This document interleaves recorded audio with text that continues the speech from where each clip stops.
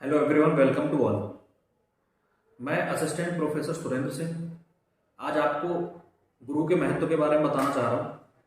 तो हमारे जीवन में गुरु का क्या महत्व है, यह हम एक छोटी सी कहानी के माध्यम से जानेंगे। व्यूअर्स, अगर आपने इंडियन हिस्ट्री को पढ़ा होगा तो आपने वहाँ चाणक्य के बारे में जरूर पढ़ा होगा। तो यहाँ से बताना चाहता हूँ कि चाणक्य तक्षशिला यूनिवर्सिटी में एक प्रोफेसर के पद पर कार्यरत थे। ये उस समय की बात है जब हमारे भारत में घनानंद का शासन था। तो उस समय जो राजा था वो घनानंद था। तो घनानंद एक उत्कृष्ट राजा नहीं था, एक निष्क्रिय राजा था। उसके समय में हमारे उत्तर भारत से विदेशी आक्रमण होने लगे थे। तो इस बात को लेकर चाणक्य जब घनानंद के दरबार में पहुंचे तो चाणक्य ने घनानंद से कहा कि हमारे उत्तर भारत की सीमाएं सुरक्षित नहीं है, विदेशी राजा हमारे भारत पर आक्रमण कर रहे हैं और आप पूरे भारत के राजा हो तो आपका कर्तव्य है कि हमारे उत्तर भारत की सीमाओं को सुरक्षित किया जाए। तो इतनी सी बात जो घनानंद यहाँ के राजा थे भारत के, उनको बुरी लग गई।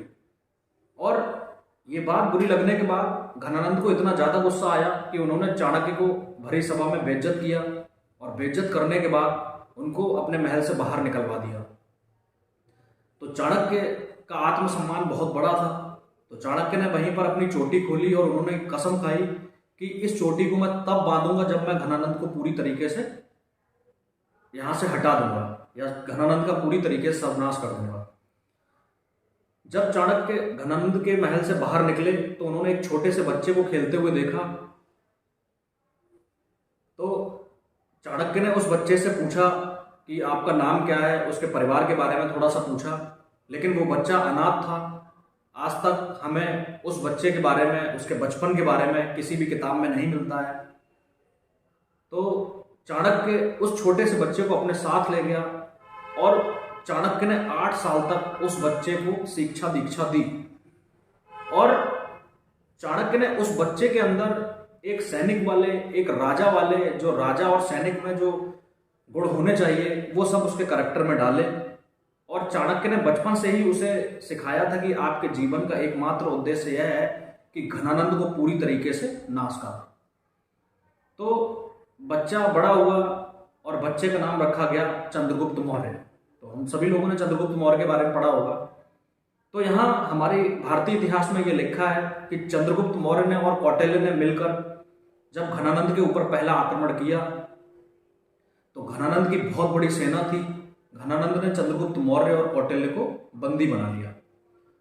और बंदी बनाने के बाद यहाँ पर छोटी सी कहानी व्यूअर्स हमें यह भी देखने को मिलती है कि बंदी जब बनाया गया था तो चंद्रगुप्त मौर्य को भूख लगी थी और यही बात उन्होंने अपने गुरु चाणक्य से कहा। तो यहाँ पर ये बताते हैं कि चाणक्य ने एक ब्राह्मण जो खाना खाकर आया था उसका पेट फाड़ के चंद्रगुप्त मौर्य को खाना खिलाया था। तो ऐसी भी हमें व्यूअर्स कहानी मिलती है। उसके बाद किसी तरह से चंद्रगुप्त मौर्य और चाणक्य घनानंद के चंगुल से छूट गए, आजाद हो गए। और आजाद होने के बाद जब चाणक्य बाहर जा रहे थे तो उन्होंने एक छोटे से बच्चे को देखा। छोटा सा बच्चा दूध पी रहा था, वो घूंट घूंट करके दूध पी रहा था और इस तरीके से उसने पूरे ग्लास को पी लिया। तो चाणक्य के मन में एक बात आई कि ये जो भारत है वो कई छोटे छोटे राज्यों में विभक्त है। उस समय मैं व्यूअर्स आपको बता दूं कि हमारा जो भारत था वो 16 महाजनपदों में विभाजित था। तो चाणक्य के मन में एक प्लान आया कि जल्दी से हम ये 16 महाजनपद को इकट्ठा करके एक अखंड भारत का निर्माण कर सकते हैं।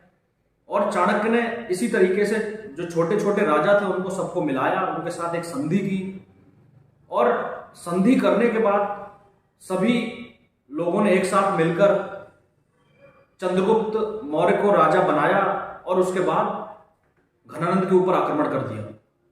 तो ये दूसरे युद्ध में हमने देखा कि चंद्रगुप्त मौर्य ने घनानंद की सेना को बुरी तरीके से पराजित किया और भारतीय इतिहास में एक नए वंश का उदय हुआ जिसको हम लोग मौर्य वंश के नाम से जानते हैं। तो व्यूअर्स, मेरे कहने का मतलब सिर्फ यहां पर इतना है कि गुरु यदि चाहे तो एक गरीब को भी राजा बना सकता है। गुरु यदि चाहे तो एक राजा को फकीर बना सकता है, जैसे घनानंद को बना दिया। तो व्यूअर्स, ये एक छोटी सी स्टोरी थी, कहानी थी, जिसके माध्यम से हम गुरु के महत्व को अच्छी तरीके से समझ सकते हैं। और इसी तरीके से हमारे भारतीय इतिहास में बहुत सारी कहानियां भरी पड़ी हैं। एक छोटा सा एग्जाम्पल आपको और देना चाह रहा हूं। आप लोगों ने अमीर खुसरो का भी नाम सुना होगा। तो अमीर खुसरो के गुरु थे जिनका नाम था शेख निजामुद्दीन औलिया। तो ऐसा कहा जाता है अमीर खुसरो ने और शेख निजामुद्दीन औलिया ने भारत में 7 सुल्तानों का कार्यकाल देखा था। तो अमीर खुसरो बहुत ज्यादा मानते थे शेख निजामुद्दीन औलिया को। और मैं यहां पर आपको बता दूं कि जिस दिन शेख निजामुद्दीन औलिया ने शरीर त्यागा, उसके कुछ दिनों बाद अमीर खुसरो ने भी उनके जो कब्र थी वहां पर बैठ के अपना शरीर त्याग दिया, बिना कुछ खाए पिए। लगातार 6-7 दिन तक उपवास रखा और उन्होंने ये कहा कि अगर मेरे गुरु इस दुनिया में नहीं है तो मेरा यहाँ पर रहने का कोई फायदा नहीं है। तो इस तरीके के भी एग्जाम्पल हमें व्यूअर्स हमारे हिस्ट्री में देखने को मिलते हैं। तो छोटी सी कहानी के माध्यम से मैं आपको यही समझाना चाहता हूँ कि गुरु की हमारे जीवन में बहुत ज़्यादा महत्ता है।